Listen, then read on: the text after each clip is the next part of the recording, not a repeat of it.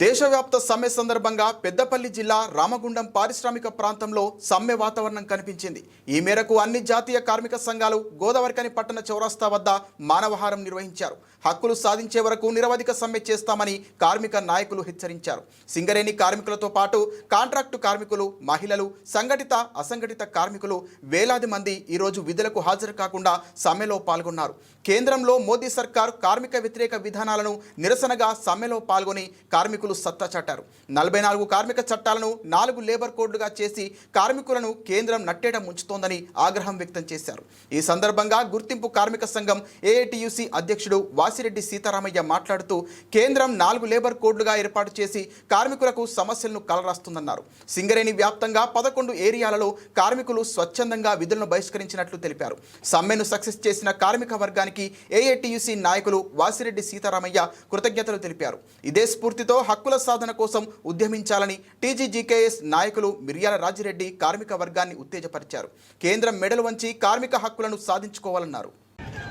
నరేంద్ర మోడీ ప్రభుత్వం 44 కార్మిక చట్టాలని రద్దు చేసి 4 కోడ్లు తీసుకురావడానికి వ్యతిరేకంగా ఈరోజు దేశవ్యాప్త సమ్మె జరుగుతూ ఉన్నది.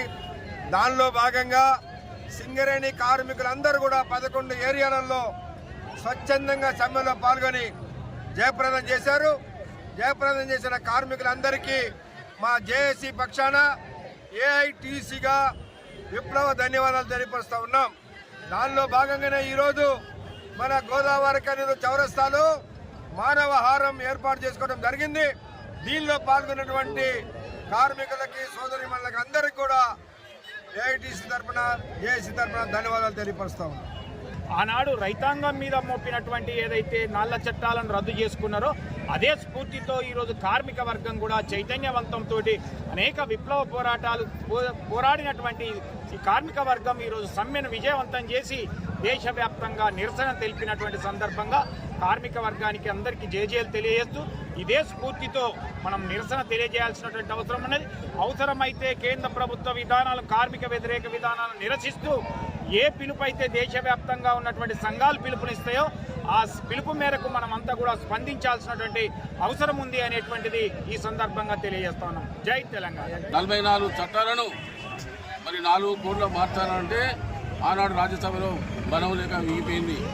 మళ్ళీ 2019లో అధికారంకి వచ్చిన తర్వాత దాన్ని ప్రవేశపెట్టి ఇవాళ కార్మిక వర్గాన్ని రోడ్డు మీద తీసుకొచ్చి ఇవాళ 44 చట్టం 4 కోడ్లుగా మార్చి కార్మిక వర్గానికి ఇలా కార్మిక సంఘాల ఉనికే లేకుండా, అసలు కార్మిక సంఘం పెట్టుకునే అవకాశం లేకుండా ఇవాళ ఏదైనా సమ్మె చేస్తే 5 లక్షల జుర్మానా, జైలు.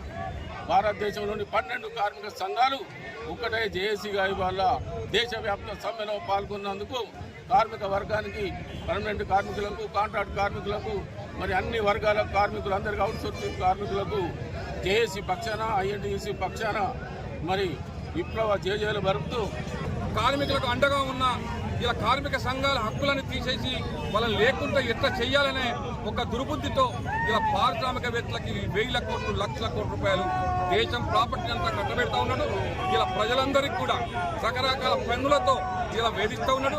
కార్మిక వర్గానికి హక్కులు కడిగడం, ఇలా రైతులకు చట్టాలు మార్చి ఇలా వీధిపాలు చేయడం, ఇలా ఏ ఒక్క వర్గం కూడా ఈ బీజేపీ ప్రభుత్వం అనుసరించిన విధానాల వల్ల ఎవరు కూడా సంతోషంగా లేరు.